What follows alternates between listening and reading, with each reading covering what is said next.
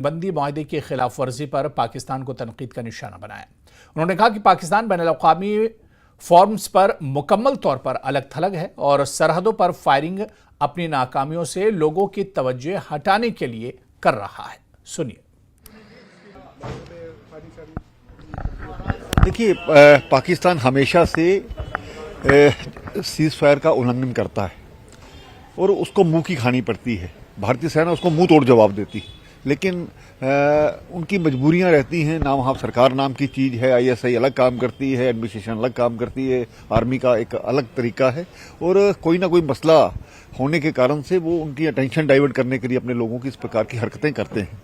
तो कुल मिलाकर के पाकिस्तान को और भी तरीके हैं हमारे पास समझाने की। आज वो इंटरनेशनल फोरम पे भी बिल्कुल आइसोलेट हो चुका है।